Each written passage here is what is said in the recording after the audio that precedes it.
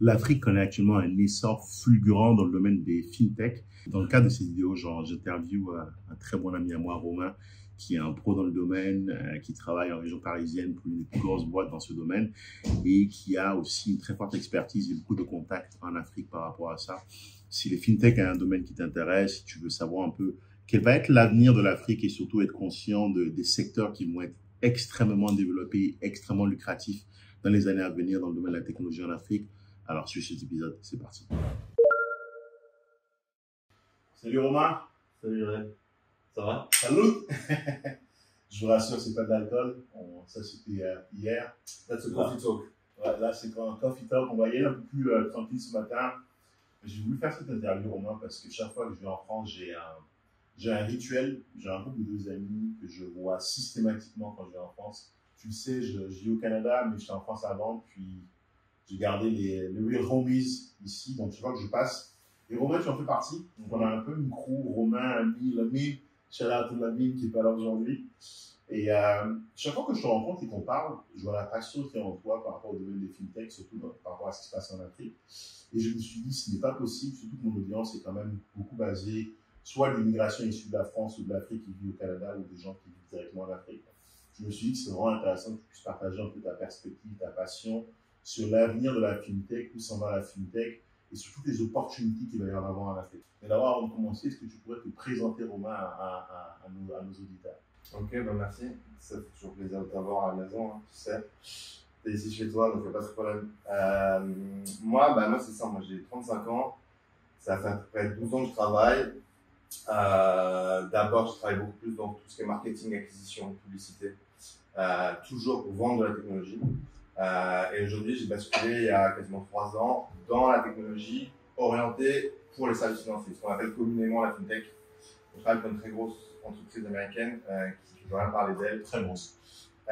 Petite très grosse. C'est ça. Non, mais très grosse dans le sens où elle fait beaucoup parler d'elle à plein de niveaux, surtout par rapport à justement la qualité de sa technologie, la vision et ce qu'elle construit justement pour les générations qui suivent. Donc c'est une infrastructure financière qui va permettre de processer les paiements, de bouger de l'argent de manière globale. Et quand on parle de manière globale, on ne s'arrête pas seulement à la France, on ne s'arrête pas seulement à l'Europe. On pense à pas mal de pays ou de géographies qui sont différentes. Et chaque géographie, chaque pays a ses habitudes. Comment s'appelle la compagnie? Stripe. Stripe, parfait. Je suis continuer, mais j'adore ce que tu dis parce que personnellement, je me sers beaucoup de Stripe. Pour ceux qui le savent, j'ai des activités en ligne où est-ce que j'accompagne les gens dans les investissements immobiliers. Puis l'une des plateformes de paiement que j'utilise, c'est Stripe. Et je peux te dire que rien de ce que je fais en ligne aujourd'hui n'aurait été possible si des logiciels, si des solutions comme Stripe n'existaient pas. C'est-à-dire par le passé, il fallait avoir des comptes, des banques, négocier des accords. Aujourd'hui, juste avec une simple intégration, je suis en mesure de recevoir un paiement et le lendemain, c'est dans mon compte bancaire, c'est extraordinaire. Donc, personnellement, et puis je dis pas ça parce que tu es vraiment ou parce que tu portes un Woody Stripe, la solution est vraiment géniale. Puis tout entrepreneur qui est en ligne a besoin de ça, de ce genre de solution. Donc, je laisse continuer. Non, mais déjà, merci, parce que c'est toujours bon d'avoir le feedback des utilisateurs, c'est le plus important. La mission de Stripe, c'est d'augmenter le PIB de l'Internet. Ça veut tout et rien dire. Mais en fait, c'est hyper important parce que c'est exactement ce que tu viens de dire. C'est-à-dire que c'est permettre à des gens d'entreprendre, de bouger de l'argent, d'abstraire la complexité qui est associée à ça pour leur permettre de se concentrer sur la valeur qu'ils apportent. Toi, ça va être par rapport à ce que tu développes, tes activités, le contenu que tu apportes à ta communauté. Ça, c'est la vraie valeur que tu fais. Te prendre la tête à savoir comment je vais récupérer l'argent dans mon compte bancaire, c'est pas une chose à valeur ajoutée pour toi, on va dire. C'est pas mon cœur de métier. C'est pas ton cœur de métier. Mais par contre, ce qui est hyper important, c'est de se dire, en fait, toi, c'est très bien, mais si toi, demain, t'es pas au Canada, mais t'es potentiellement, je sais pas, au Bénin, au Nigeria, au Bangladesh, en Équateur, une des missions de Stripe aussi, c'est de pouvoir essayer d'amener les mêmes outils à toutes les personnes, tous les entrepreneurs du monde, toutes les startups, toutes les entreprises du monde, quelle que soit leur géographie aussi. Et donc, quelle que soit leur géographie, comme on dit, il y a toujours un peu de vitesse dans le monde. Il y a, on va dire, le monde occidental qui est un peu privilégié.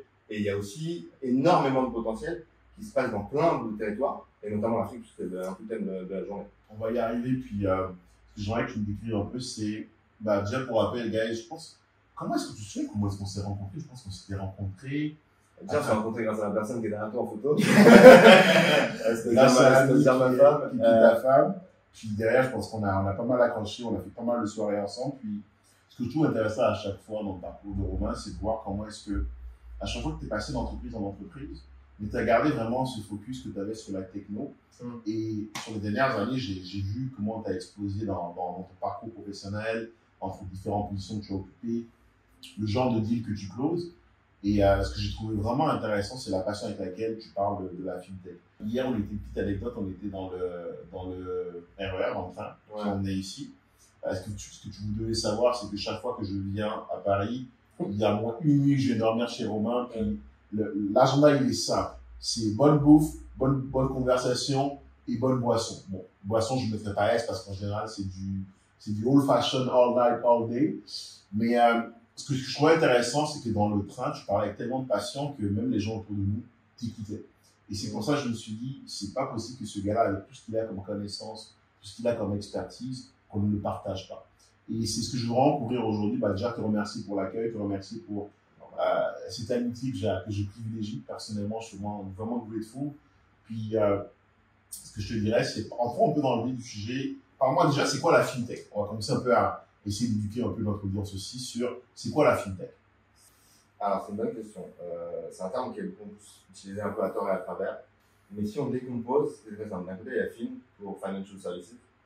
De l'autre côté, il y a tech pour technologie. C'est aussi simple que ça. C'est la technologie pour permettre de pouvoir des services financiers. Dans le cas de Stripe ou d'autres entreprises, ça va être dans un premier temps de processer du paiement. Donc la technologie qui va permettre justement de processer du paiement et faire bouger l'argent. Ça peut être plein d'autres choses. PayPal est une fintech, Square est une fintech. Il y a je ne sais combien de fintech françaises, parce que moi je travaille plus sur le marché français pour Stripe, comme Conto, comme Lydia, comme toutes ces boîtes qui se sont développées. Et surtout, c'est la fintech ce qui lève le plus de fonds sur les 3 dernières années. Et est-ce que tu la définirais comme du coup étant n'importe quelle technologie qui aide un peu à transformer ou simplifier la manière dont on utilise les services financiers? C'est ça. Globalement, ça va être. Et donc, il y a plein de gens qui essaient de se positionner aussi sur la fintech, qui historiquement, il y a même après, ça se décompose. C'est-à-dire, il y a l'InsurTech, qui est de la technologie au service de l'assurance. Il y a les PropTech. Il y a les PropTech qui sont plus liés à ton activité principale, à savoir l'immobilier. Après, in fine, ça reste de la technologie pour apporter de la valeur, pour faire de la complexité et pour apporter plus de services et de valeur aux consommateurs, que ce soit un consommateur professionnel ou un consommateur personnel. Parfait. Et tu dirais que ça a commencé avec la France, cette grosse vague d'engouement pour la fintech qui fait qu'aujourd'hui, ça lève des millions, pour pas dire des milliards. Ouais, pas un milliard. Sur les 6 premiers mois de l'année, global, la fintech a levé 55 milliards. Tu parles de 7 les 6 premiers mois de cette année. De 2009. On rappelle quand même, de 2022 est enregistré en juillet 2022. On est quand même dans une on rentre tranquillement dans une récession ou une phase un peu compliquée macro. Et malgré la récession, malgré les certitudes économiques, malgré le fait que les taux d'emprunt ne cessent d'augmenter, tu es en train de me dire que la fintech a levé 55 milliards. 55 milliards sur cette année, qui est Niveau relativement flat par rapport à l'année précédente, les 6 mois de l'année précédente. Et surtout, il y a de plus en plus de méga ventes. Donc des ventes qui dépassent les centaines de millions, voire parfois plusieurs, même des milliards qui sont levés par une seule entreprise. Explique-nous un peu comment ça marche les différents rounds de financement. J'ai créé une startup il y a 2 ans qui s'appelle Upkey, sur laquelle je travaille encore. Et j'ai dû rapidement apprendre comment ça marche, les levées de fonds, parce que ce genre de compagnie en général ne fait pas d'argent au début, parce que la priorité est basée sur le scale, sur le fait de grandir le plus rapidement possible, acquérir des parts de marché, donc c'est très demandant financièrement. Et on passe forcément par de la levée de fonds. Mais explique un peu aux gens comment ça marche, les levées de fonds, les différentes séries, pour que les gens aient un peu un ordre d'idée de ce que ça veut dire de lever 55 milliards. C'est quand même énorme. En fait, quand tu crées une startup, en général, tu as une idée, tu as un sentiment, tu te dis qu'il y a une opportunité, et c'est rarement l'idée finale. C'est en général, tu as une idée, mais c'est plus tu as un marché que tu souhaites adresser, tu vois un gap dans le marché et tu te dis que tu peux créer de la valeur par rapport à ce gap. Donc en général, tu commences à te prendre la tête, donc tu as un peu le fantasme de t'es dans ton garage tout seul, créer ta future licorne. Mais par contre, tu as quand même besoin, dans un premier temps, de temps et d'argent, comme dans tout. Donc, tu as besoin d'argent, et en général, ça va être soit les premiers fonds, ça va être les tiens, ou autour de toi, ce qu'on va appeler la love money. Mais rapidement, quand tu commences à trouver un peu, ok, il y a quelque chose, peut-être, j'ai commencé à avoir un tout début de traction, quelques clients ou autres, je sais que j'ai mon marché, j'ai besoin de plus de capitaux pour me développer plus rapidement. C'est comme une voiture, elle a besoin d'essence pour avancer. Plus tu vas avancer vite, plus tu as besoin de cramer de l'essence. Et bon, bah là, tu as besoin, encore plus quand tu dois aller créer de la croissance, tu as besoin de cramer du cash, et donc tu as besoin de capitaux pour avancer.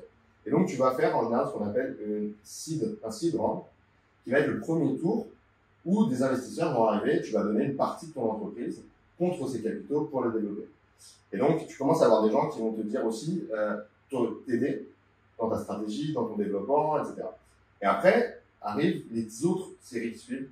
Donc, après le seed, en général, on parle de série A, série B, série C, etc. jusqu'à soit un rachat, soit une entrée en bourse, soit une entreprise qui se développe et qui a moins besoin de lever de l'argent parce qu'en fait, elle est devenue profitable. Et justement, les investisseurs qui ont misé sur cette entreprise au début, à différents stades de son financement, aujourd'hui, soit on fait l'exit quand il y a eu un IPO, quand il y a eu un rachat, soit, au final, ils ont une partie de l'entreprise et l'entreprise génère du cash. En sachant que c'est ce qu'on appelle du capital risque, donc c'est des gens qui vont mettre l'argent en général dans les early stage. Surtout au début, plus on est proche du C, du A, du B, c'est qu'il n'y a pas forcément beaucoup de traction, pas forcément beaucoup de revenus. En fait, il y a une traction, mais en général, pas beaucoup de revenus. Et donc, il y a quand même un risque parce que, surtout au niveau seed, il y a peut-être un fit avec le marché, mais qui n'est pas forcément certain. Et du coup, il y a un risque que derrière, ça disparaisse, ou que ça continue à perdre de l'argent, ou que ce soit dévalué. Par contre, quand ça fonctionne, c'est des big exits. On parle vraiment de faire du x10, x20, x30, x même 100 des fois sur son argent. Forcément, parce que regarde, on prend l'exemple de PayPal.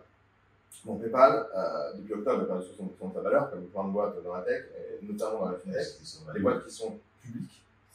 Mais par contre, c'est une boîte qui est montée à quasiment plus de 300 milliards de valorisation. Elle a été créée par Elon Musk, par Peter Thiel, par Mark Cuban, qui sont que les 3 milliardaires, ça va pour eux.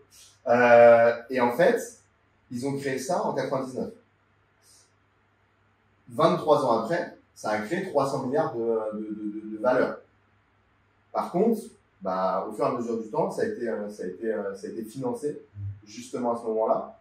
Et les gens qui ont mis de l'argent au début, en 2001, 2002, en plus au moment où il y avait des crises, on va dire, financières, et notamment boursières, ont pris une part de risque beaucoup plus importante que quelqu'un qui va acheter quand c'est déjà en bourse ou qui va acheter beaucoup plus proche de l'entrée en bourse.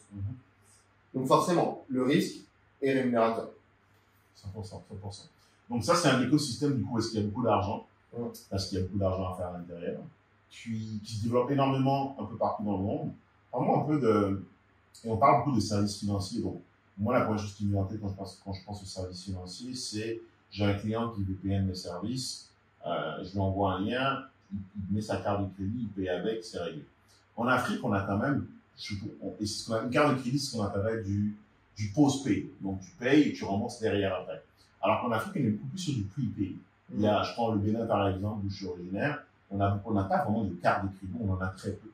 Et en général, même le téléphone, tu dois le payer à l'avance avant de s'en servir. Versus en France ou au Canada, où est-ce que tu te sers du service et tu payes après. Donc, du post-pay versus du pre-pay. Comment est-ce que dans un système qui n'est pas forcément très bancarisé, parce qu'il n'y a pas forcément un très gros footprint des banques dans tout le pays, comment est-ce qu'on arrive à mettre en place des fintechs dans un pays où il n'y a pas beaucoup justement de bancarisation de l'économie? En fait, c'est une question d'usage, comme tu disais, en France, par exemple, le Canada, c'est des crédits de carte. C'est basé un peu plus sur comment ça fonctionne, notamment aux États-Unis. C'est les gens visent d'abord un crédit, ils doivent se conduire à un crédit score, etc. Donc, c'est construit différemment. En France, c'est beaucoup plus des cartes de débit. Donc, tu as quand même des cartes de crédit. Je peux avoir une Amex dans ma poche. C'est vraiment un fonctionnement de crédit. Tous les mois, je vais être collecté et c'est Amex qui m'avance les fonds que je dépense au fur et à mesure du mois. Carte de débit, dans la majorité des banques en France, j'ai plutôt une carte de débit où, quand je vais payer, ça va directement débiter mon compte. Ensuite, dans d'autres pays où il y a moins de bancarisation, comme tu dis, déjà, c'est comme dans tout marché, c'est une problématique d'infrastructure. Si l'infrastructure n'est pas développée, tu ne peux pas construire des services au-dessus. Et donc, l'infrastructure bancaire, elle n'est pas forcément aussi développée pour plein de raisons, historiques, économiques et autres. Mais par contre, la majorité des gens, si ce n'est pas l'ensemble des gens, quand tu vas dans un pays en Afrique, notamment les pays qui sont moins bancarisés, ont tous un téléphone dans la poche. Aujourd'hui, ont quasiment tous un smartphone. Et donc, ça veut dire qu'à partir du moment où tu as accès à un réseau, donc en l'occurrence, pas forcément un réseau bancaire, historiquement c'était un réseau téléphonique, le mobile money, on en parle beaucoup, tout le monde s'excite en Occident. En Afrique de l'Ouest, ils n'ont pas attendu même Internet pour le faire. On a commencé avec ça, parce que justement, on n'avait pas justement les cartes de crédit. Je me rappelle la façon, petite anecdote, j'avais une Go à l'époque, et la manière de l'enjailler le week-end, il y a toujours une histoire de forme de derrière. La manière de l'enjailler le week-end, c'était genre, bah, tu sais quoi, ce week-end, on se met bien, on va aller en boîte. Au passage, je t'envoie un peu d'argent, je t'envoie du crédit pour que tu puisses m'appeler. Et la Go, si tu n'envoies pas de crédit, elle t'appelle pas. Et si elle t'appelle pas, t'es pas en mesure de la sortir et d'aller en boîte le soir et de te mettre bien. Donc, c'est toujours un peu l'histoire de, on avait déjà ça à l'époque. Puis je te parle de quand j'étais au Bénin. Quand j'étais au Bénin, c'était avant l'année 2003. Donc, on parle de, il y a plus de, pratiquement 20 ans. On avait déjà le mobile money. On avait déjà une façon de pouvoir s'envoyer. C'était pas de l'argent, mais on s'envoyait du crédit téléphonique qui après est devenu finalement une devise. Parce que, ultimement, c'est ce dont on parle. On parle de la création d'une devise, d'une monnaie d'échange entre plusieurs personnes. Exactement. Initialement, le commerce, comment ça marchait, c'était, j'ai une poule, tu as des légumes, je te donne ma poule, tu me donnes 5 légumes. C'est ça. Après, c'est devenu, bah, vous savez quoi, on va trouver des monnaies d'échange, c'est devenu l'or et l'argent, c'est la deuxième phase. Puis après, il y a eu la troisième phase qui est, ok, on va arrêter de se baser sur les métaux, on va se baser sur du papier, donc les billets. Puis maintenant, on est dans la quatrième phase qui est, on oublie tout ça, puis maintenant, on est purement sur du digital et de la dématérialisation. C'est un peu comme ça que ça évolue. Bah, nous, je pense qu'en Afrique, on a connu directement la phase digitalisation en même temps, en fait. Il y a très longtemps qu'on est dans la digitalisation. C'est juste qu'on n'a pas mis le nom dessus. Et c'est pour ça, je pense qu'il y a énormément d'opportunités parce que il n'y a plus d'adoption à aller chercher. Ça fait déjà partie des mœurs. On est déjà habitué à échanger de l'argent via du mobile money. Donc, la digitalisation, à mon avis, c'est une continuation de ça, en fait. En fait, les pays qui sont en développement, souvent, font un jump. Ouais, parce qu'ils n'ont pas besoin de prendre on va dire des usages ou une technologie qui est existante, voire vieillissante. Ils peuvent directement passer à une technologie qui est plus émergente, qui est plus tournée vers l'avenir. Et il y a un deuxième phénomène, c'est que l'Afrique est une terre très avec beaucoup de vigueur d'un point de vue démographique.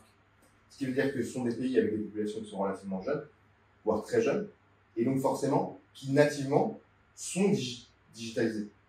À la différence d'apprendre de nouveaux usages, comme nos parents ont dû le faire. Nous, on est arrivés, on nous a mis quand même un téléphone rapidement dans la main, et ensuite c'est devenu un smartphone. La génération qui suit, c'était directement un smartphone. Donc en fait, qui veut dire smartphone, veut dire que tu vas être connecté à Internet, avec parfois des coupures, comme tu peux avoir des coupures d'électricité, comme nous, ça peut arriver aussi. Mais le moment où tu bugs le plus, c'est quand ton Internet tombe. Parce qu'en fait, t'es coupé du monde. Ouais, c'est tellement vrai ce que tu dis, parce que nous, on a eu la 2G au Bénin, puis nous, on a eu la 3G, mais pas vraiment. On a fait un saut de la 2G, du Edge, donc 2,5, directement vers la 4G. Parce que justement, quand on commençait à adopter, quand on devait commencer à adopter la 3G, elle devenait obsolescente en Europe. Il commençait déjà à passer à la 4G, à la LTE, donc on s'est dit, bah, pourquoi mettre en place des infrastructures sur une technologie qui est déjà démodée ailleurs, on va sauter. On va faire un leapfrog, on va sauter une génération. J'ai vu que tu me dis, du coup, comment tu vois ça? C'est quoi un peu les gros joueurs qu'on a actuellement? J'aimerais qu'on rentre un peu dans le sujet de la fintech en Afrique, parler un peu des gros joueurs, parler un peu, à ton avis, d'où s'en va, où est-ce que va l'industrie, et parler aussi à nos auditeurs comment est-ce qu'ils pourraient en tirer profit. Pour quelqu'un qui est dans un domaine technologique, par exemple, en Afrique, comment est-ce qu'il pourrait tirer profit, que ce soit à travers l'éducation, que ce soit à travers le coding, la création de compagnie, la levée de fonds, le venture capitaliste? Je sais que c'est un sujet qui est fort, qui te tient à cœur. Parlons déjà de l'écosystème. Quand on parle, par exemple, d'un écosystème de fintech, c'est quoi les différentes briques qu'on a? La couche d'infrastructure. Tu l'as dit tout à l'heure, c'est-à-dire que historiquement, les acteurs sont les acteurs des télécoms. Parce qu'ils ont un réseau, et ils pouvaient utiliser le réseau pour faire transiter de l'information. Parce qu'in fine, si c'est digitalisé, même transmettre de l'argent, c'est transmettre de l'information. Et donc, c'est exactement ton exemple que tu donnais quand tu envoies du crédit. Au final, c'est une forme de valeur qui est envoyée à travers un réseau qui est le réseau télécom. Les réseaux d'infrastructure sont plus ou moins bien développés en fonction des pays en Afrique. Pour plein de raisons aussi, de stabilité politique, de volonté politique et d'investissement. De vision. Et de vision aussi. Et tu as des usages qui vont être différents aussi. C'est-à-dire que là, on parle de mobile money, historiquement. Prenons le cas de l'Afrique de l'Ouest, Orange Money, tout le monde l'utilisait. Par contre, il est commencé à arriver un acteur, là, il n'y a pas très longtemps, c'est le Wave, qui est un acteur sénégalais, et qui a commencé à se développer de plus en plus. Orange a voulu tuer un peu les prix. Donc là, on est vraiment sur le sujet de mobile money.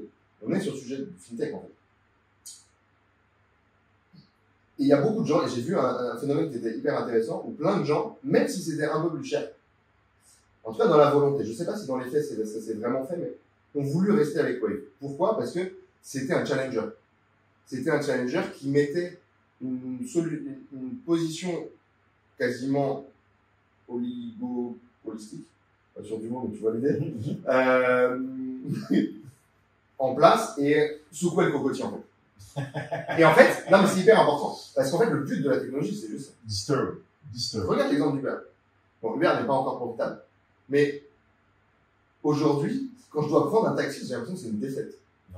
C'est bizarre. Alors pourtant, il y a des pays où si je sors Uber, c'est un taxi qui arrive, mais j'ai l'impression que c'est une défaite, parce qu'en fait, ils ont tellement simplifié les choses juste avec une application, une technologie, où j'appuie, j'ai une voiture qui arrive.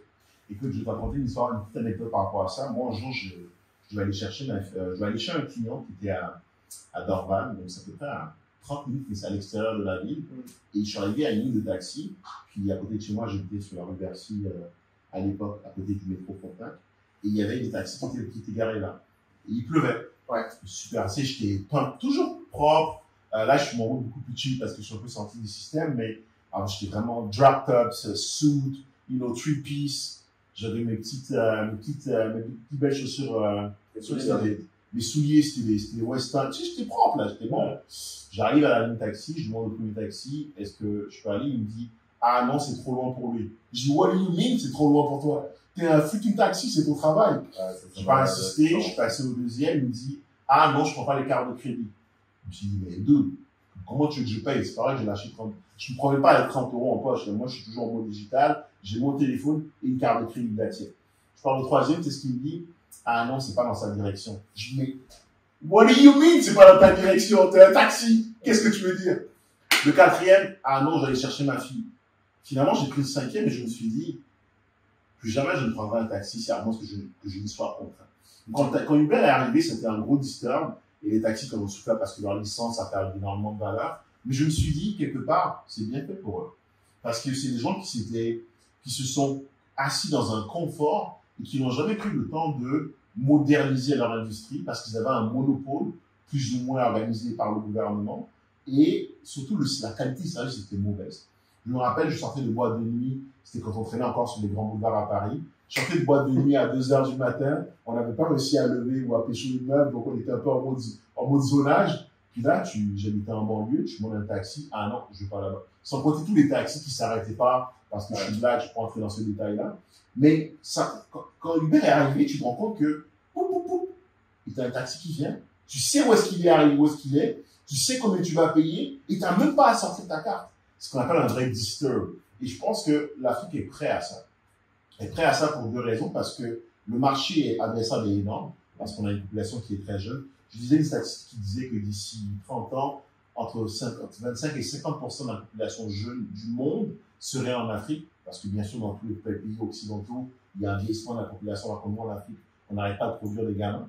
Et, c'est un problème d'ailleurs. Et du coup, le marché adressable est énorme. C'est des gens qui sont, comme tu dis, qui sont nés avec la technologie, donc qui sont prêts à l'adopter plus facilement. Je pense qu'il va y avoir un vrai boom. Un vrai boom, puis les gens vont être prêts. La technologie va vraiment faire beaucoup de bien. C'est ça. Et tu vois, regarde, ça te dit un truc. Dans l'expérience du web, tu as besoin de sortir ta carte. Donc en fait, tu as directement l'expérience de paiement qui est simplifiée. Ça, on va dire que tu as des services financiers qui sont embarqués, intégrés directement. Et qui enlèvent un maximum de friction. C'est la même chose quand tu vas sur Amazon et que tu te retrouves à payer en clic. Et en fait, c'est qu'une dimension de service. Et le problème, c'est quand tu as un marché qui est ankylosé parce que tu as des acteurs qui ont un comportement de monopole, c'est toujours au détriment du consommateur. Comme tu l'as dit, la qualité de service décroît. Souvent, les prix sont stables, voire augmentent. Donc, Uber a été créé, je crois, en 2008, en tout cas, sorti de la crise de 2008. Et ce qui fait que, en fait,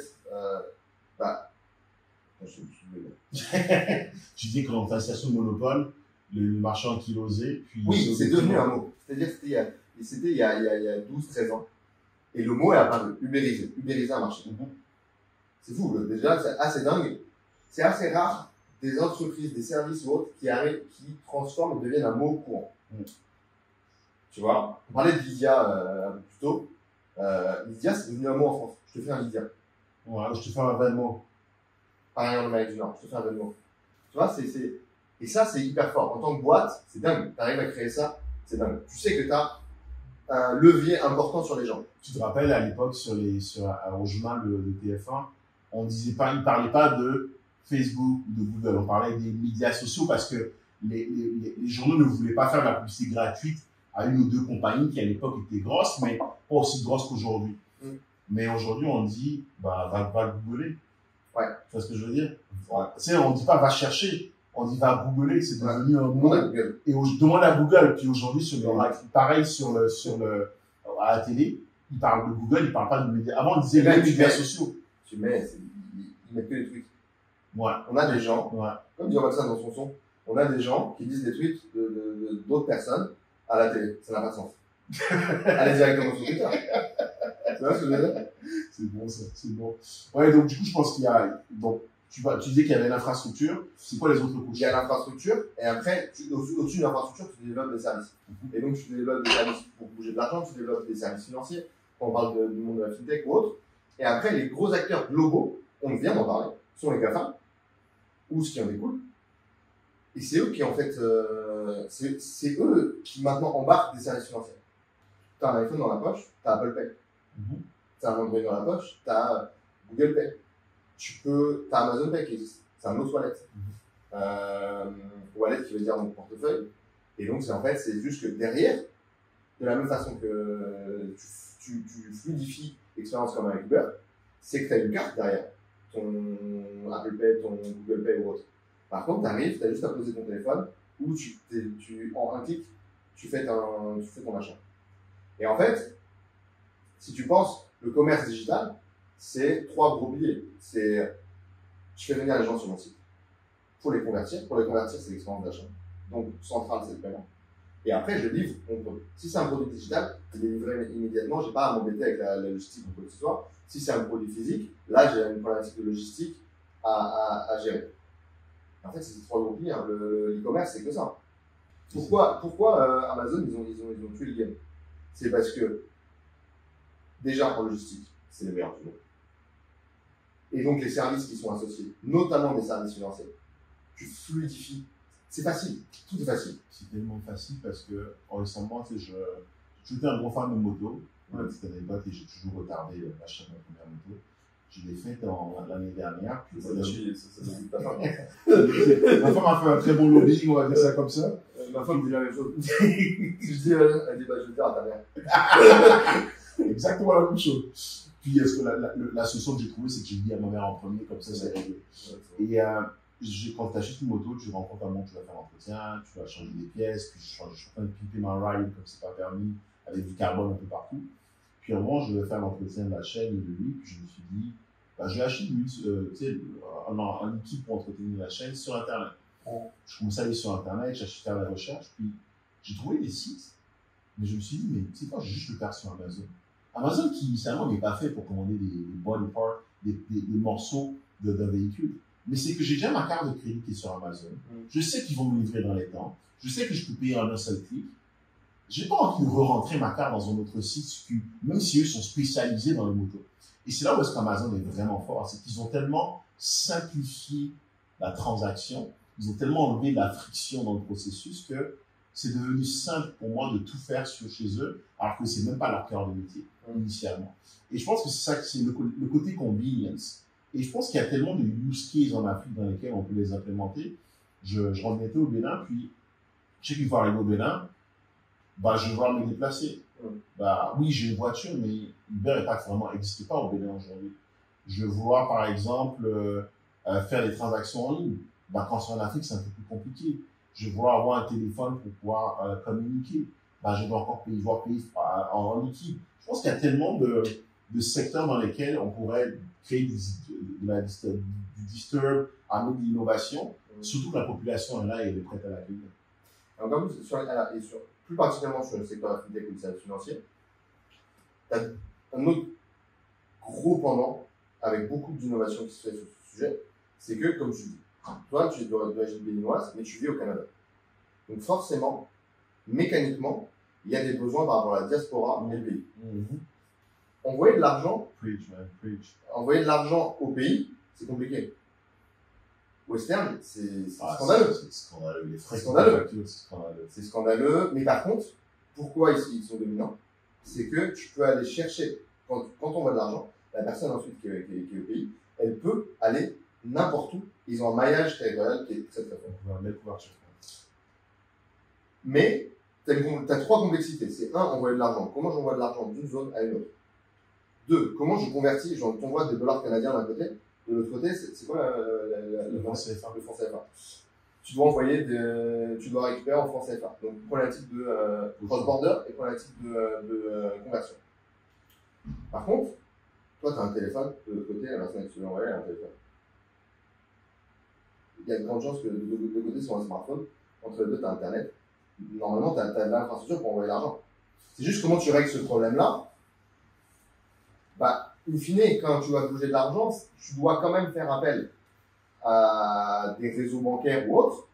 Mais si tu arrives à abstraire cette complexité, tu n'apportes forcément de la valeur à toi qui vas envoyer de l'argent à quelqu'un là-bas. Énormément. Puis aujourd'hui, je le fais déjà, j'ai toute mon équipe qui s'occupe des médias sociaux et au Bénin. J'ai fait le choix de choisir des gens qui étaient au Bénin parce que je me suis dit, bah, j'aime aller embaucher des gens qui sont en Afrique parce qu'ils ont les mêmes compétences que des gens qui sont en Amérique latine ou en Occident.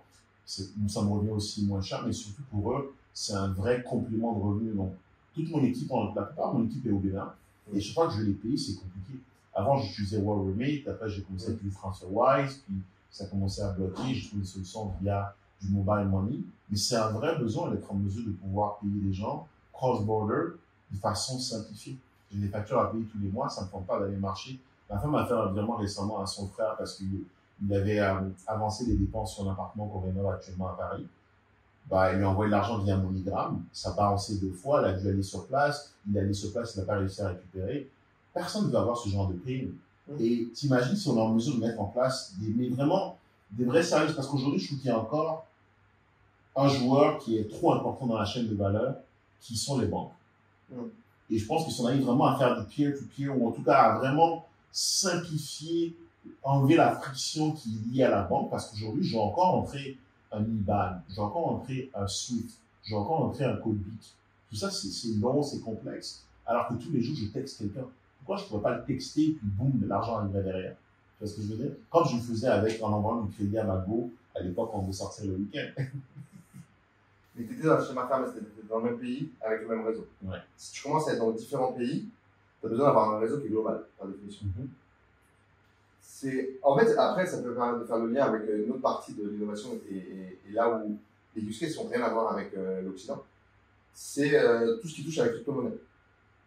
Qui sont des réseaux, par définition, qui vont nous permettre de pouvoir envoyer de l'argent de manière instantanée, peu importe où dans le monde. Ça, là, clairement, ça fait écho à ce qu'on vient de dire. C'est pas la même chose que de vouloir spéculer pour gagner quelques milliers de dollars, comme la majorité des gens le font avec les cryptos. En fait, il y a deux choses. Comme c'est un marché qui est spéculatif et qui est volatile, plein de gens s'intéressent juste à combien vaut le Bitcoin. Shitcoin. Tu vois? Encore pire.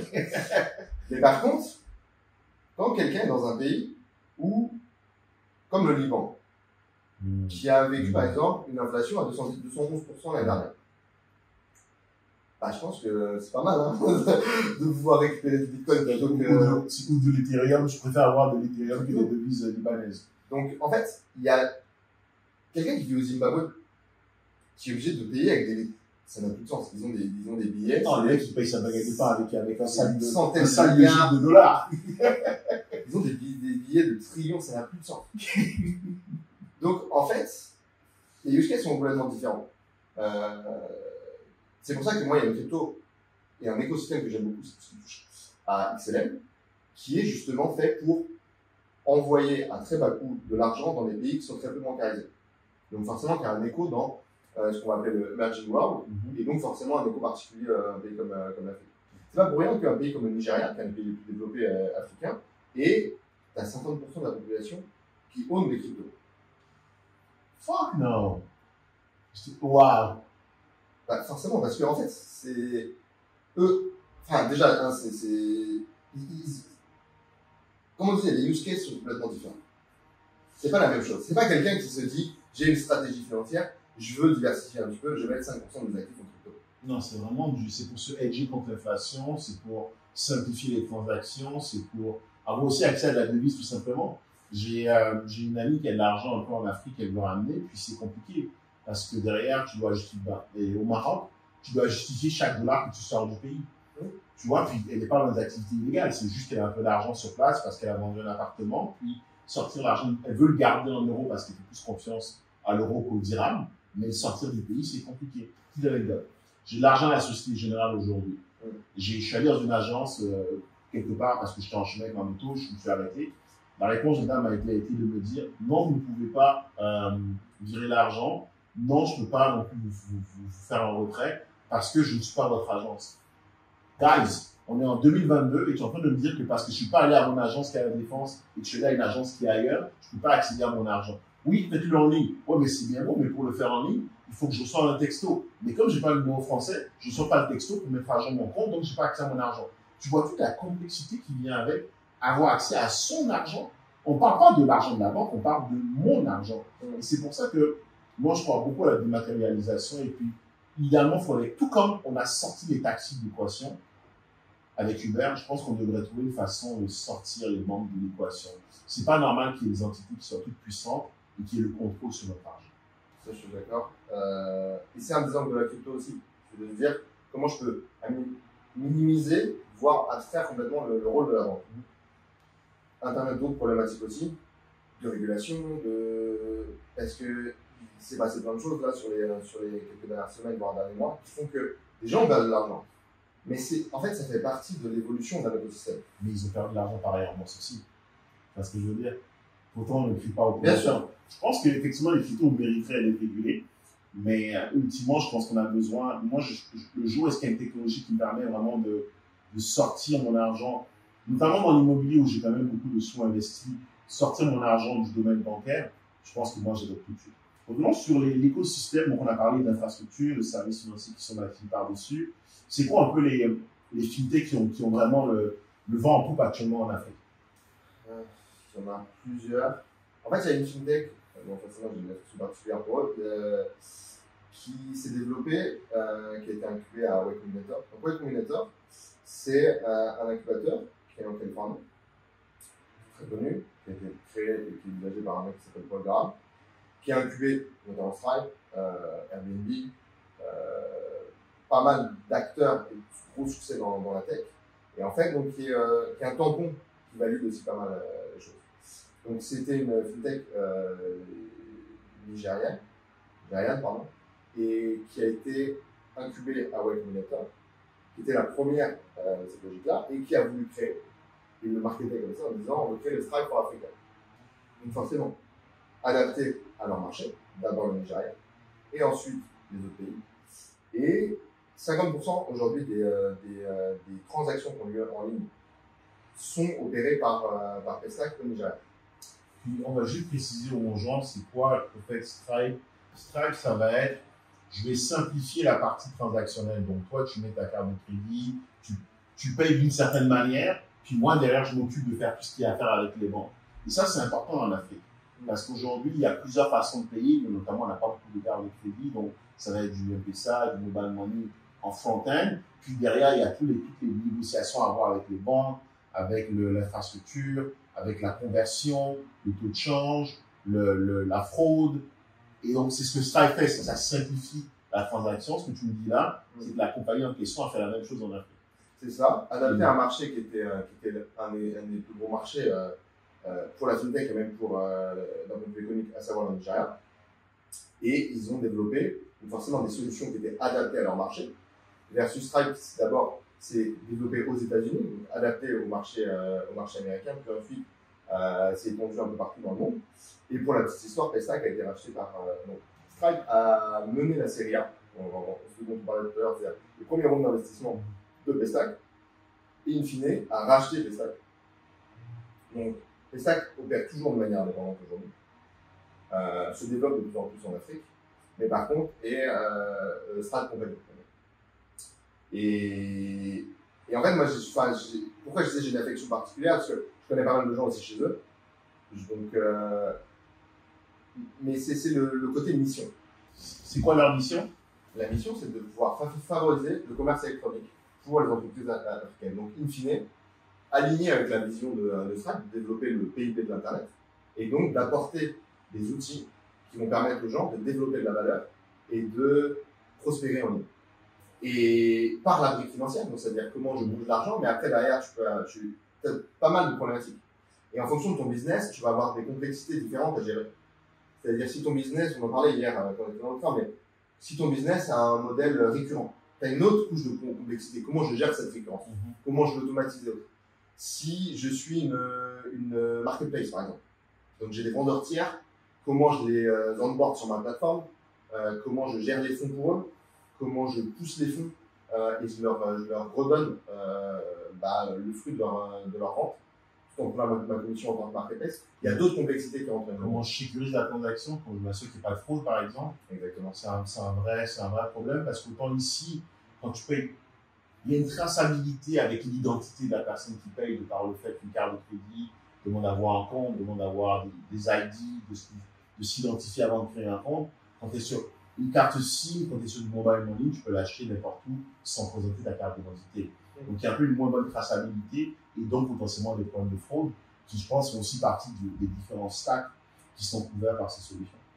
Il y a forcément la dimension de fraude et après, si moi je suis un marchand, par exemple, je suis un marchand, on prend l'exemple de Paystack, je suis un marchand, je suis au Nigeria, en fait j'ai des activités dans pas mal de pays en Afrique, même dans le monde. En fait, j'ai besoin d'avoir une solution et une technologie qui me permet d'accepter différents moyens de paiement. Si je veux vendre au Kenya, comme tu disais, 70% des paiements se font à travers M-Pesa.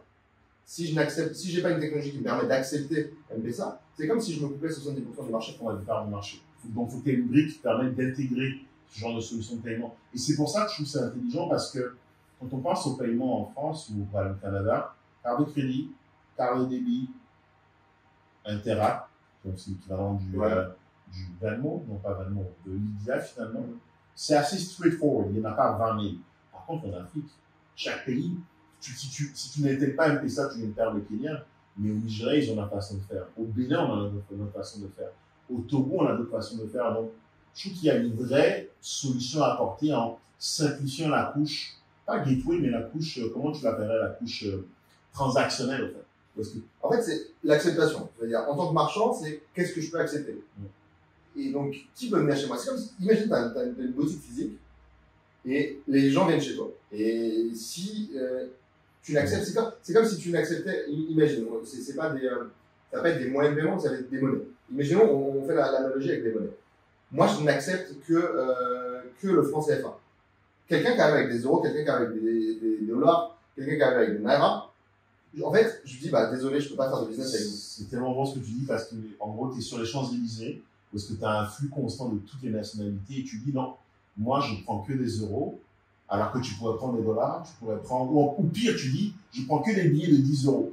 Donc, je prends pas les billets de 5 euros, je prends pas les billets de 20 euros. C'est que tu vas te couper la porte à un très gros marché. Et ce que ces solutions permettent de faire, c'est justement de créer de ne pas obliger le commerçant à devoir gérer cette complexité-là, en fait.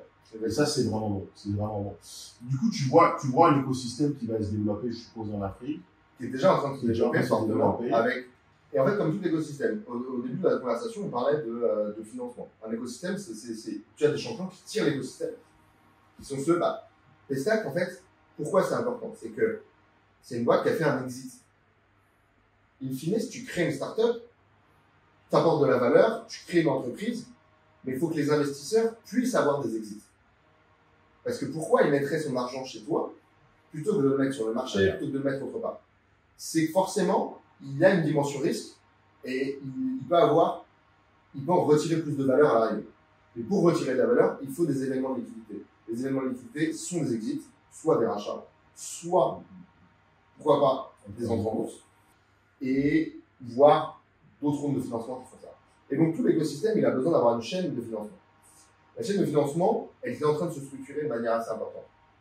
Parce qu'on a parlé de la fintech dans le monde, elle levé 55 milliards sur les 6 premiers mois de l'année 2022. Ça, c'est global. Et c'est tiré par les plus gros marchés, forcément. Amérique, les plus grosses levées sur ce montant-là ont lieu aux États-Unis, ont lieu dans une moindre mesure en Europe, et dans certains pays dans le monde qui vont avoir une majorité de ces fonds-là. Si on regarde les levées de fonds en Afrique, donc pour la tech, on va dire, pas seulement fintech, mais pour la tech, mais de la même façon, c'est la fintech qui drive par de choses. C'est 4,5 milliards en 2021. C'était 2 milliards en 2020. Et en fait, donc, c'est hyper important. C'est-à-dire que les levées de fonds, c'est pas une finalité en soi. Mais en fait, c'est le fuel qui va permettre de développer l'écosystème. Et surtout, ça permet de dire à ceux qui n'ont pas encore investi, c'est possible de faire des exits en Afrique. Donc maintenant, ça rend le marché plus liquide dans le sens où ça vient convaincre des gens qui étaient encore hésitants par rapport à l'Afrique de se dire, s'il y a eu de beaux exits là-bas, ça veut dire que ce n'est pas si, oui, ça reste du risque d'investir dans une fintech, mais le risque qui était lié à l'aspect géographique n'existe plus parce que les exits précédents ont prouvé qu'on peut faire des exits très intéressants en Afrique. Et ça va du coup ramener des nouveaux capitaux. Et du coup, il y a un élément sur lequel je t'entends parler, c'est tout ce qui est venture capitalisme en Afrique. On a une startup a besoin de fuel pour se développer, a besoin d'investisseurs. On a des technologies qui vont fit avec le market, des technologies qui arrivent à être adoptées par le marché. Et donc, on a aussi une combinaison de choses. 3 choses. Un marché qui est prometteur, de par sa taille et sa démographie. Des exits qui viennent confirmer qu'on peut rentabiliser les capitaux en Afrique. Et troisièmement, des startups qui arrivent à produire des produits qui ont un fit et un vrai intérêt pour le marché, qui répondent à des vrais besoins et qui ont une vraie traction. Du coup, je pense que l'investissement va fortement augmenter dans les années à venir dans le domaine de la fintech en Afrique. Qu'est-ce qu'il en est de l'écosystème aujourd'hui des venture capitalistes? Est-ce qu'on en a beaucoup, pas assez?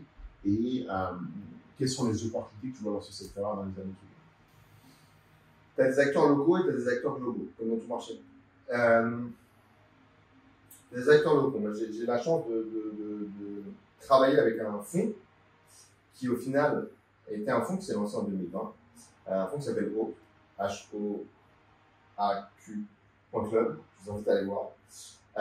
Et en fait, il s'est structuré plus dans une logique comme un club. Pourquoi? Parce que comme un club d'investissement, entre guillemets. Parce que tu as 2 façons de financer. Soit j'arrive, j'ai levé un fonds, j'ai levé 5 millions, je déploie 5 millions. Soit j'arrive, j'ai des opportunités d'investissement et à travers mon mode de fonctionnement, je vais pouvoir, un peu comme la logique de crowdfunding pour l'immobilier, je vais pouvoir, on va dire, compiler les investissements pour arriver à ces 5 millions. Ils ont plutôt le deuxième mode de fonctionnement, même s'ils commencent à créer directement le premier fonds au fond One. Et donc, ils ont lancé ça en fait. Et à la base, c'était ces 2 amis à moi qui ont lancé ça, qui ont développé une communauté aujourd'hui de plus de 400 personnes à travers le monde, qui investissent dans la tech africaine, in fine, avec un gros focus sur la fintech. Et en tout cas, à la base, c'était pour supporter ce qu'on appelle les underfunded founders. Et donc, globalement, c'est les black founders. Je vais juste rentrer dans la petite histoire pourquoi il a créé ça, Joe. Donc, Joe et Louis qui ont créé ce fonds. Joe faisait partie d'une entreprise qui s'appelle TouchTech, qui a été rachetée par Stripe, donc c'est comme ça qu'on s'est connus, qui avait la particularité d'avoir 2 fondeurs, un blanc et un noir. C'était une petite boîte, on les a rachetés, ils apportaient de la valeur par rapport à une partie de l'écosystème, mais c'est pas ça qui est le plus important. Ce qui est intéressant, lui était directeur financier pour cette boîte, c'est que pour aller lever des fonds, quand c'était le blanc qui arrivait, on lui posait des questions classiques par rapport à une levée de fonds. C'est quoi ton run rate, c'est quoi ton burn, enfin des métriques assez classiques. Quand c'était le noir qui arrivait pour lever des fonds, en fait, les questions qui étaient posées, donc déjà, il y avait beaucoup moins de gens qui allaient être intéressés pour donner des fonds.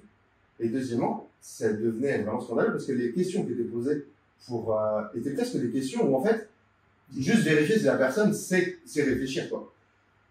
Et donc, voyant ça, il se disait que la mission du fonds était aussi de se dire, on va amener des capitaux à des gens qui sont underfunded et notamment des black funders. Et donc, par définition, en fait, naturellement, ça s'est redirigé de plus en plus vers la tech africaine, ou la diaspora qui travaille en rapport avec le continent. Et donc, j'ai eu l'opportunité, à travers ce fonds, d'investir dans une dizaine de startups avec des petits tickets, mais de voir un peu la structuration aussi de l'écosystème. Et ça, c'est un acteur local au final, parce que maintenant, eux travaillent directement en Afrique, avec très structuré, mais avec un réseau global. Et après, tu as des acteurs globaux qui vont travailler. Les acteurs globaux, ça va être qui? Ça va être tous les gros fonds qui vont avoir une antenne locale dans les plus gros marchés africains et qui draguent le plus de levée de fonds. Les 4 plus gros étant le Nigeria, l'Égypte, le Kenya et l'Afrique du Sud. Je mets une petite parenthèse parce que je l'ai personnellement vécu cette situation. J'ai créé une startup qui s'appelle Upkey, où est-ce qu'on avait produit pour de digitaliser le monde de l'immobilier au Québec, ensuite s'étendre sur le reste du Canada. L'idée était vraiment de commencer par le domaine du multilogement qu'on appelle de façon commune le plex ou le multifamily. Notre objectif était d'étudier la data pour donner de la valeur aux gens afin de pouvoir derrière créer un marketplace. C'est quelque chose qui est encore en cours, mais je peux dire que j'ai eu beaucoup de mal à lever des fonds, justement à cause de ça. J'ai eu en face de moi des gens qui, quand tu arrivais en interview, au lieu de poser des questions sur ton run rate, sur tes métriques, sur ta traction, c'était beaucoup de « Ah ok, ça fait combien d'années que tu fais ça? D'où est-ce que tu viens? C'est quoi ton histoire ?» C'était beaucoup plus sur moi que sur la startup. Et personnellement, tu vois, je suis pas le genre de personne à me focaliser sur le racisme ou sur les biais cognitifs des gens par rapport à la race. C'est une réalité qui existe. Et je pense que, ultimement, quand tu es un black founder, c'est un peu un handicap avec lequel tu parles. Comme quand tu es noir dans la vie, hein, il y a un handicap naturel qui vient avec ça. Mais je pense aussi, si tu es en mesure de passer outre et de te dire, de rester focus sur ton objectif et de te dire, peu importe ce que j'aurai comme obstacle, ça va m'aider à grandir, tu arriveras ultimement à atteindre tes objectifs. Et je pense que d'ailleurs, pour ça, je pense qu'il y a un vrai, ce serait intéressant d'avoir un podcast parce qu'on pourrait avoir justement ta perspective, ta discussion avec des black founders parce que de par le fait que tu es très proche de cette cause, tu sauras justement faire ressortir en eux leur réalité, leur histoire, leur challenge, leur joie, leurs échecs et aussi leur vision. Donc je pense que c'est une petite idée qui pourrait faire son bout de chemin si tu la saisis au bon. Ceci pour dire, donc tu as rencontré ces deux founders, il y a des joueurs locaux, des joueurs internationaux. Est-ce qu'aujourd'hui, tu vois des gros joueurs qui émergent dans l'écosystème africain aujourd'hui? En termes d'entreprise ou en termes de financeurs? Les deux. Surtout au niveau financement. Pour moi, c'est que ça va se baser sur. Donc, tu as des fonds. Prenons le cas d'un fonds français qui s'appelle Partech, qui, depuis un certain nombre d'années, finance aussi à Partech Africa et finance l'écosystème tech en Afrique. Ça, c'est un acteur qui est assez implémenté dans l'écosystème. Prenons l'exemple aussi de Google Ventures, qui arrive, qui déploie des fonds, qui a des activités directement en Afrique, fait le lien avec tout ça. Et prenons le cas on a parlé de certains acteurs locaux, mais au final, le financement, il y a différentes phases de financement. On a parlé de le seed, la série A, les premiers rounds de financement. Le fonds avec qui je travaille, Oak, se focalise beaucoup plus là-dessus, plus de risques, mais en général, tu accompagnes l'entreprise depuis une petite dizaine de personnes pour les amener à une petite centaine de personnes. C'est très simple, si on pense en nombre de people. Après, tu as les grosses fonds qui vont amener l'entreprise d'une centaine de personnes à un millier de personnes, pour faire simple. Et après, tu as les late stage. Et donc, les late stage, c'est growth et late stage, ça va être les acteurs globaux les plus connus, ça va être A16Z, donc Anderson Horowitz. D'ailleurs, j'invite tout le monde à lire les livres de Ben Horowitz, qui sont quand même une très très bonne lecture. Sequoia, qui est un des fonds les plus connus à travers le monde et qui déploie déjà des fonds dans les marchés africains ou des marchés en Asie ou autres. Avant de travailler pour Stam, je travaillais pour une entreprise qui était une entreprise turque et qui avait un peu la même logique de se dire fait, c'est une cause qui m'intéresse beaucoup de se dire que cette entreprise était backée par Sequoia à travers son siège qui était basé à Singapour, mais c'était une entreprise turque à la base. Et les fondeurs, et l'un des fondeurs, Serap, qui est un de mes mentors, me disait un peu la même logique de se dire, bah, en fait, moi, je veux créer une entreprise, je veux montrer qu'on peut créer une licorne sans avoir jamais mis les pieds dans la Silicon Valley. Parce que toi, il me disait, toi, t'es français, t'es plus proche de ça. Il dit, mais la personne qui vit au Bénin, la personne qui vit en Équateur, la personne qui vit en Turquie, elle doit voir que c'est possible. Et en fait, c'est ça le plus important, parce que le financement amène ces choses-là, mais en fait, il faut des exemples. Et on connaît l'exemple de la FinTech en Afrique. Oui, Pestac, pourquoi c'est important? C'est parce que ça a été racheté, on a prouvé que c'était un exit, que c'était possible. Et ça a donné de la perspective aux gens. Il n'y a rien de plus puissant que le fait de se dire c'est possible. Parce qu'à partir du moment où tu commences à réfléchir comme ça, ton mindset, il ne cherche plus à éviter les obstacles. Il est convaincu qu'il va arriver à la cible, donc il fonce. Et je suis 100% aligné avec toi. Je pense que c'est pour ça que tu es parti dans un pays avec une mentalité anglo-saxonne. Tu veux, je vois jamais un problème comme étant un problème, plutôt comme étant une opportunité en me disant c'est possible. Parce que quand tu es convaincu que c'est possible, quand tu vas rencontrer un obstacle, tu vas plutôt te dire c'est quelque chose qui va m'aider à avancer, learning experience, versus quelque chose qui va m'arrêter. Qu'est-ce que tu penses aujourd'hui de. Parce qu'on parle de compagnie, de financement, donc on a croisé des chemins, c'est très bon. Le financement arrive, le fuel arrive. Il y a des compagnies de plus en plus qui sont. On a les routes, on va dire l'infrastructure qui est là. On a l'essence, les financements qui sont confiants de venir en Afrique. On a des startups qui naissent, donc on a les voitures. Qu'est-ce qu'il y en a des fondateurs? Donc le conducteur de la voiture, mais aussi les ressources, donc les gens qui sont sur le backseat.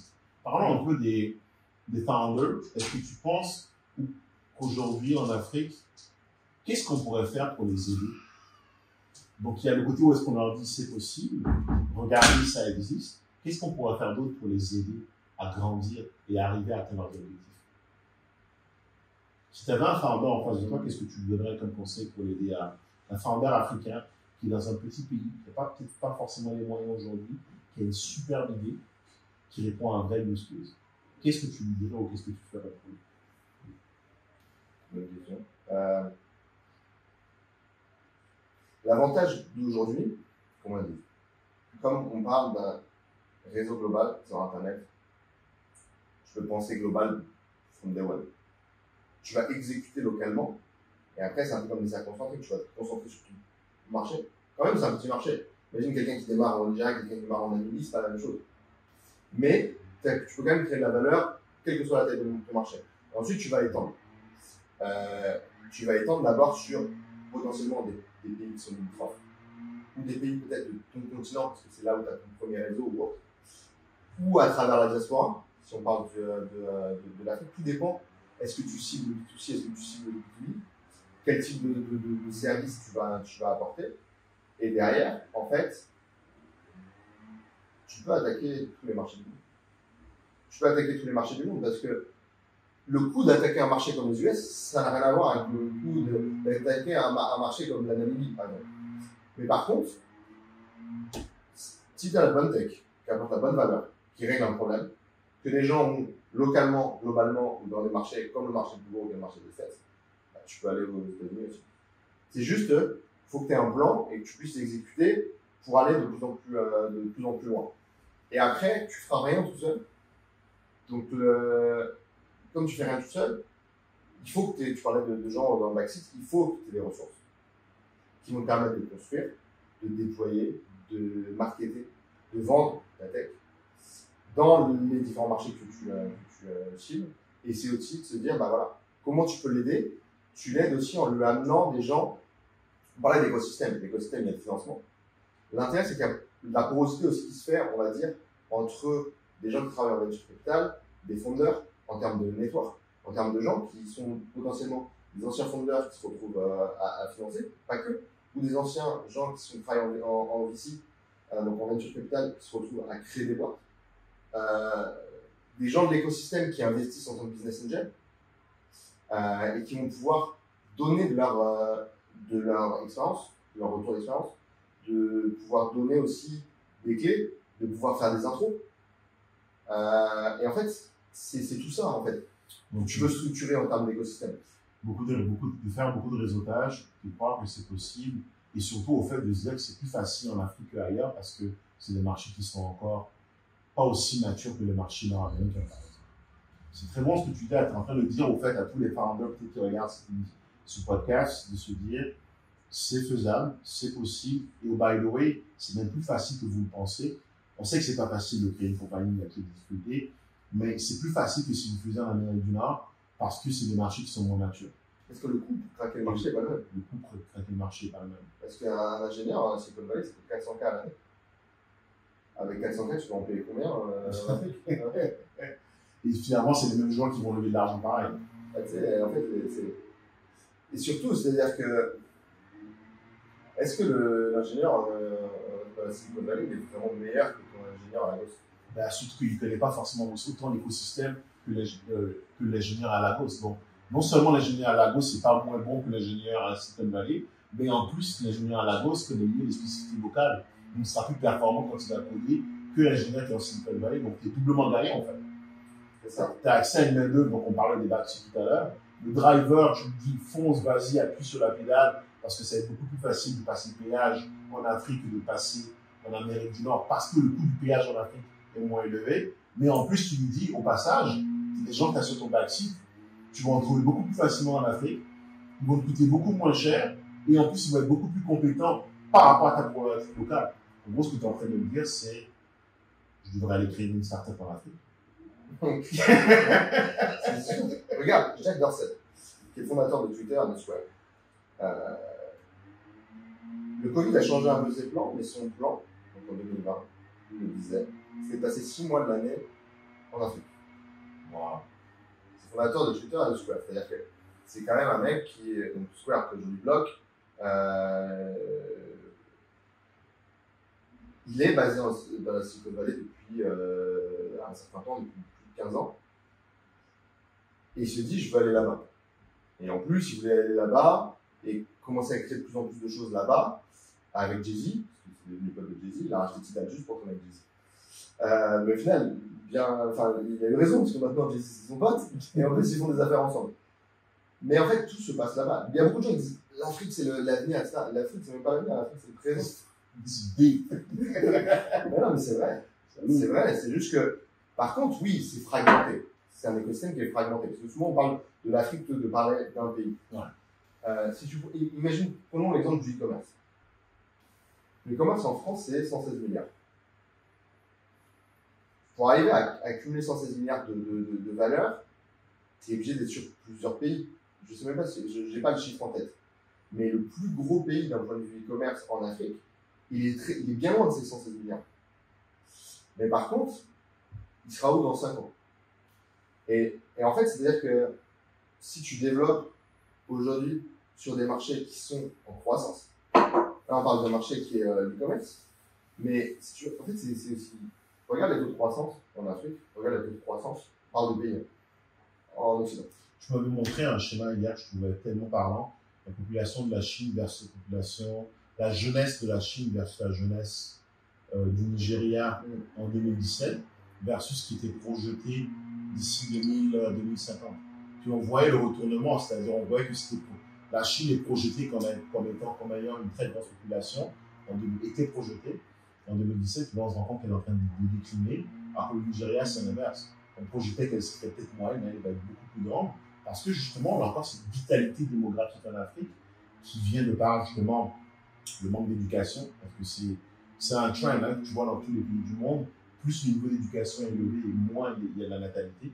Moins il est élevé et plus il y a de la natalité, ce qui n'est pas une mauvaise chose dans des pays qui ont besoin de ressources pour travailler. Mais là où je veux en arriver, c'est surtout au fait que.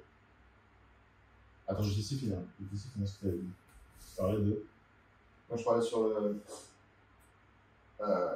les différents pays et en fait de la croissance des pays. C'est-à-dire que quand tu regardes les taux de croissance des pays, c'est là pour on parle de pays émergents. Quand on parle de pays émergents, c'est les pays à plus forte croissance. C'est valable en Asie, c'est valable en Amérique latine, c'est valable en Afrique, versus des économies développées qui ont plein de problèmes associés à, comme tu disais, vieillissement de la population, taux de croissance qui sont limités, un coût social qui est trop important, souvent. Et par contre, oui, si tu rapportes le PIB PIB global au PIB par habitant, forcément c'est plus développé. Le PIB par habitant aux États-Unis, en Europe, au Canada est beaucoup plus développé que le PIB par habitant au Nigeria, au Sénégal ou autre. Par contre, tu pars de plus loin, entre guillemets, ou tu as quelque chose qui est plus petit, mais avec un taux de croissance qui est plus important. Donc forcément, si tu as un taux de croissance qui est plus important, tu peux bénéficier de cette croissance par définition. Si on prend l'analogie avec la voiture, si tu as une voiture qui va à 2 à l'heure, tu as une voiture qui va à 30 à l'heure, tu vas forcément plus vite. Après, tu peux partir de plus loin. Tu es à 2 à l'heure, mais tu es parti, tu es beaucoup en avance. Tu es à 30 à l'heure, mais tu pars de plus loin. Mais il y a un moment où tu vas te rapprocher plus rapidement. Et c'est ce que veulent les VC, en fait. Éventuellement, les VC veulent investir, les venture capitalistes, dans un marché qui est en growth. C'est pas tant là où tu es aujourd'hui qui compte, un peu moins là où tu vas être demain, c'est surtout la vitesse à laquelle tu vas aller, parce qu'on sait que les levées de fonds se font beaucoup par rapport à la croissance. Pas tant par, oui, ton revenu annuel, comment on dit ça déjà, De quoi? le revenu annuel, quand tu fais du récurrent? Ouais. La RR? C'est ça, le annual recurring revenue, il est important, mais ce qui est encore plus important, c'est sa croissance. C'est ça qui va définir ton multiplicateur quand tu vas lever les fonds, ou quand tu vas faire une valuation de la compagnie. Et je pense qu'on a des fusées qui sont en devenir en Afrique, en fait. Et tu Parce vois, que tu tous parlais les signes sont bons. complètement. Et tu parlais de 2050. 2050, c'est pas si loin, c'est dans 30 ans. 30 ans, 28. Réfléchis, il y a 28 ans. Qu'est-ce qui a été créé il y a 28 ans? Si tu réfléchis comme ça, tu te dis 28 ans, ou elle est peut-être 20 ans. Il y a 20 ans, c'est Google qui se fait. Tu vois, c'est quoi Google aujourd'hui? C'est Alphabet, c'est monstrueux, c'est énorme, etc. Alors oui, certes, ils sont créés dans la Silicon Valley, mais le monde en 2050, ça n'aura rien à voir avec le monde en 2020, ça n'aura rien à voir avec le monde en 2000. Puis regarde qui aujourd'hui utilise les technologies. Qui utilise Google? Oui, ma grand-mère, c'est ma grand-mère. Ma mère s'en sert de temps en temps. Mais le gros de ceux qui sont sur ces sites-là, c'est des jeunes, des gens qui sont adolescents, qui sont de notre âge, des gens qui sont, c'est pas les personnes vieillissantes. Et du coup, qui seront les utilisateurs du futur Google dans 20 ans? Bah, c'est les jeunes. Ce sera plus toi et moi. Et ces jeunes, ils seront où? En Afrique. Ils seront en Afrique. Où est-ce que, comme on vient de le dire, tous les voyants sont ouverts. Donc, tu penses qu'il y a un vrai avenir dans le VC? Du coup, tu dirais quoi à quelqu'un qui demain veut créer un fonds d'investissement un peu comme Oak? Ou si tu veux donner un conseil à ton pote qui est en train de créer Oak Fund One, qu'est-ce que tu ferais? Qu'est-ce que tu donnerais comme conseil? En fait, c'est comme tout. L'opportunité est grande et l'opportunité est plus early. Quand l'opportunité est plus early, en général, c'est-à-dire que tu as moins de concurrence. Donc, tu peux te concentrer sur les marchés qui ont moins de concurrence mais plus de potentiel.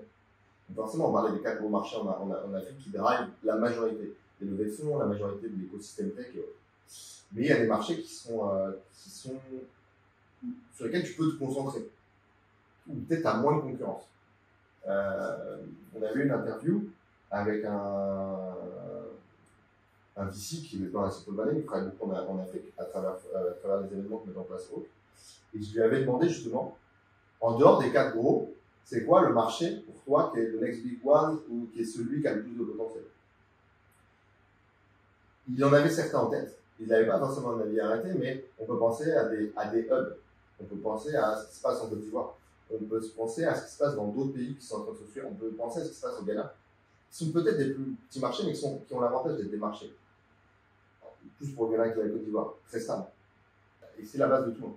C'est-à-dire que la dimension risque aussi en Afrique est liée à des pays qui sont moins stables politiquement. Parce que tu as des gens qui étaient en place depuis longtemps, qui arrivent à la fin de leur vie, on va dire, à la fin de leur règne, tu appelles ça comme tu veux, à la fin du pillage. Et donc forcément, c'est des moments un peu plus turbulents. Est-ce que tous les pays sont prêts à accueillir la démocratie? Je ne sais pas, on n'est pas des Américains, on n'est pas un peu de la démocratie pour aller piller les ressources.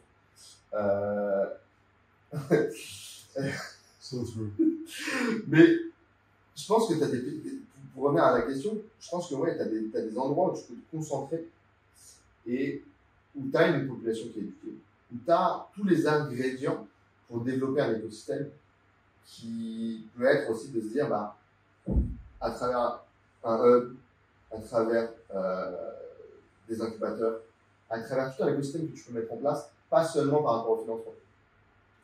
Où tu vas avoir des gens qui sont éduqués, tu vas avoir des ressources qui vont permettre de construire des compagnies en se concentrant d'abord sur un marché et après en allant sur d'autres marchés. Du coup, tu penses qu'il y a un vrai truc à faire dans l'éducation, parce qu'on parlait de VC tout à l'heure, on parlait des VC, donc ce qu'on conseille, c'est de dire, pour les VC, c'est d'aller soit dans les pays émergents, ou bien d'aller dans les pays qui n'ont pas encore émergé, de faire attention à ce qu'on ait vraiment une stabilité politique. C'est côté VC, côté backseat, donc c'est côté essence. Côté backseat, ce que tu dirais, c'est que, pour ceux qui nous regardent par exemple, est-ce qu'il y aura un vrai intérêt à aller chercher la formation dans ces domaines-là? Est-ce que c'est le bon moment pour devenir un codeur? Est-ce que c'est le bon moment pour devenir un marketeur? Qu'est-ce que tu dirais par rapport à l'éducation? Parce que je pense que c'est un peu l'avenir. C'est la base de tout. C'est la base d'un pays. Et c'est la base d'une génération, on va dire. Ouais. Et l'avantage, c'est qu'aujourd'hui, la formation et donc l'éducation, elle est accessible très simplement à partir du moment où tu as un accès Internet. Tu peux t'auto-former quasiment sur tout à travers YouTube, à travers des MOOC, à travers de l'information. Et oui, bien sûr, c'est le meilleur moment pour devenir un codeur. C'est toujours été le meilleur moment pour devenir un codeur. Moi, si je vais revenir en arrière, oui, j'apprendrai à coder. Mais après, tu peux dire que tu as deux façons. C'est toujours la logique. Tu as besoin d'ingénieurs pour construire, tu as besoin de marketeurs ou commerciaux pour distribuer. Donc, tu peux aussi apporter de la valeur sur cette partie-là. Et si tu penses à des fondeurs, il faut toujours les deux briques en général. Tu as des solo-fondeurs qui, en général, sont plutôt des fondeurs techniques. Et en général, quand tu as une team qui fonde, tu as toujours une dimension technique et toujours une dimension de marketeur, distribution, commercial, business. Et en tout cas, pour revenir à ta question par rapport à l'éducation, c'est évident. Mais surtout, l'avantage, cette semaine, j'ai parlé à 2 reprises avec une entreprise qui s'appelle CodeLM, qui en fait, qui fait la même chose que ce que fait Deal ou Remote.com, c'est-à-dire de pouvoir embarquer et proposer via leur plateforme des ressources, des software engineers basés en Afrique pour des besoins globaux. C'est-à-dire qu'aujourd'hui, peu importe où tu es dans le monde, si tu apportes de la valeur, comme toi, c'est-à-dire que tu travailles avec des gens qui sont bénins, pour plein de raisons différentes. Et ça veut dire quoi? Ça veut dire que ce sont des gens qui sont éduqués, qui apportent de la valeur, qui font des tâches, et qui participent à la création de valeur dans tes entreprises. Mais derrière, ça va être c'est des gens qui sont basés au Bénin. Toi-même, tu es basé au Canada, tu n'as pas besoin d'avoir des gens qui sont basés au Canada ou qui sont juste à côté pour travailler avec eux. Ben, c'est la même chose partout. Et l'avantage, c'est qu'on a des gens qui sont très jeunes, qui sont moins. C'est pas des enfants de pays riches en fait. Et ça change beaucoup dans la mentalité, c'est des gens qui vont apporter de la valeur, c'est à partir du moment où ils sont éduqués.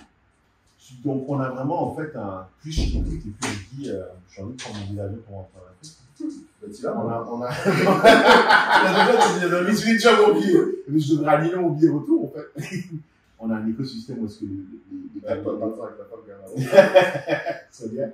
On a les capitaux qui arrivent massivement. On a technologiquement les gens qui ont la bonne éducation et qui vont continuer à l'acquérir.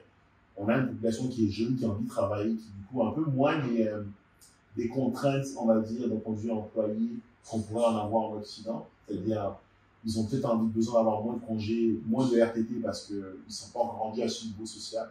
Ils sont plus concentrés sur faire le travail. On a des founders qui, en théorie, auront un chemin plus facile parce que l'Afrique, de par son côté un peu moins mature technologiquement que l'Amérique, a un coût pour entrer dans le marché qui est plus faible. On a des VC qui sont prêts à mettre de l'argent et qui nous font confiance dans le fait de mettre de l'argent parce qu'il y a eu des exits par le passé. Le seul risque, il y a un risque supplémentaire qui est quand même lié à la stabilité politique.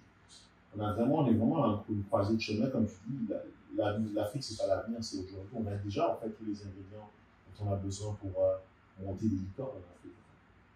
Non, mais c'est sûr. C'est sûr. Et surtout que, en fait, l'avantage par rapport à la génération précédente, c'est que oui, par définition, from day one, tu peux être global dans ta vision, dans comment tu penses. Et c'est des opportunités énormes aussi. Parce que, in fine, c'est comment tu développes les pays derrière aussi. Parce que ça, en fait, c'est bien de développer un écosystème, mais derrière, ça va développer un pays, ça va créer de l'emploi. Que ce soit un emploi freelance ou que ce soit un emploi salarié ou autre. Mais en fait, ça va être important parce que c'est comme ça que tu développes une économie. Et si on développe une économie, tu développes un pays. Et puis derrière, tu crées de l'emploi, des emplois très bien payés. Romain, un gros merci pour toutes tes connaissances. Je t'ai déjà convaincu qu'il y avait quelque chose à faire en Afrique.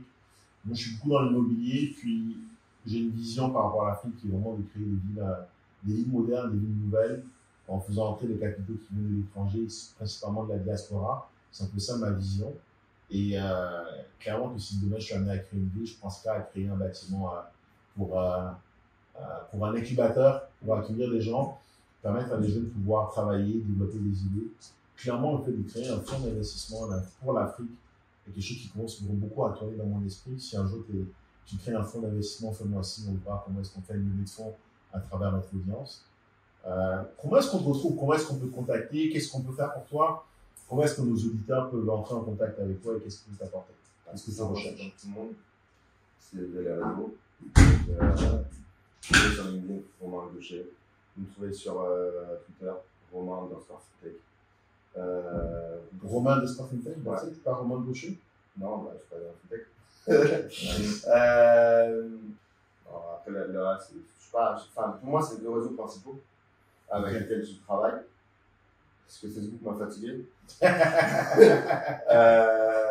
Méta, non? Ouais. Vouloir nous faire entrer dans un monde propriétaire digital pour prendre 50% des revenus, c'est pas ma vision du monde.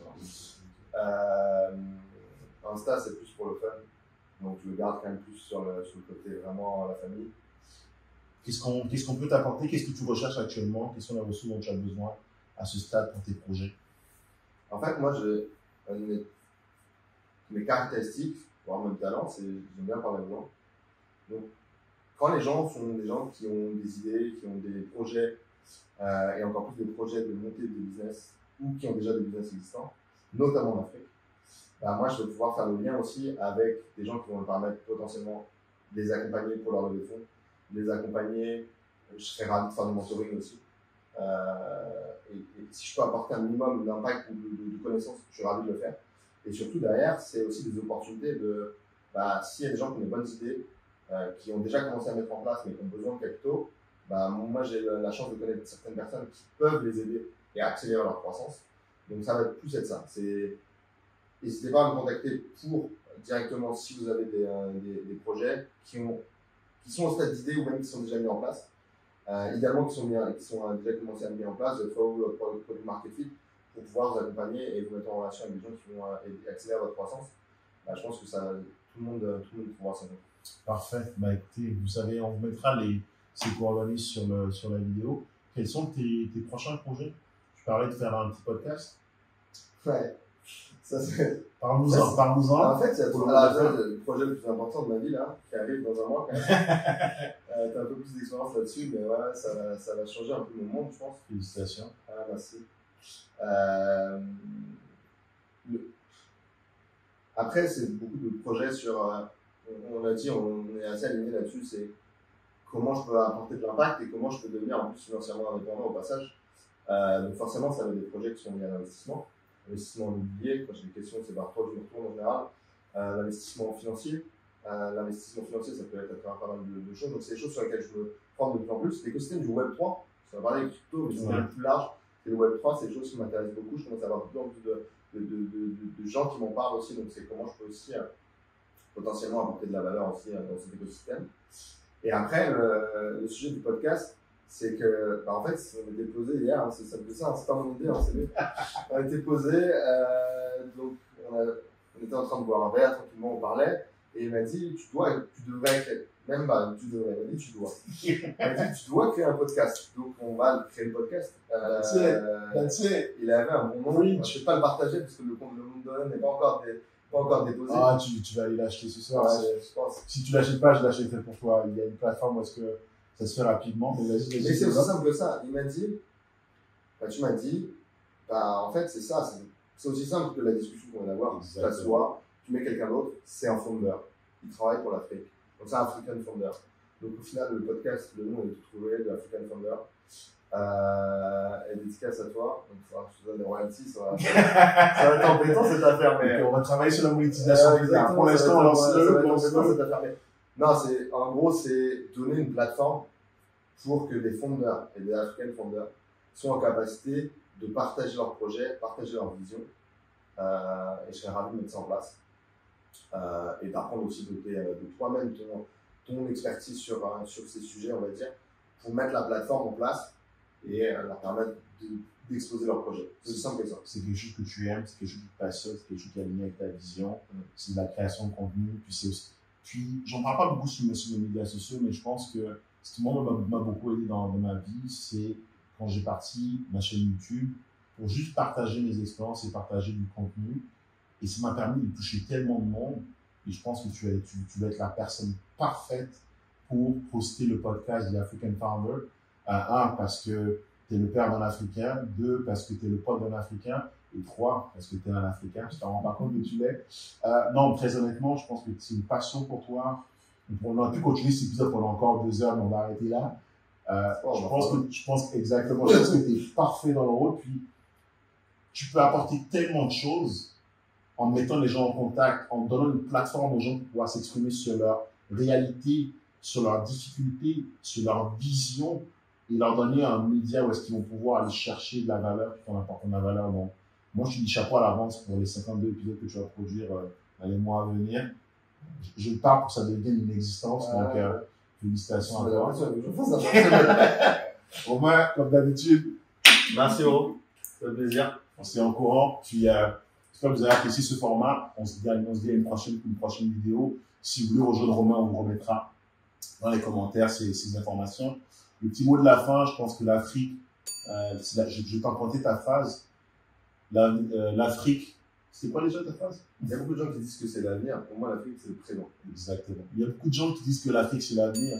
Pour Romain, l'Afrique, c'est le présent et je pense qu'effectivement, c'est le cas. Salut à tous.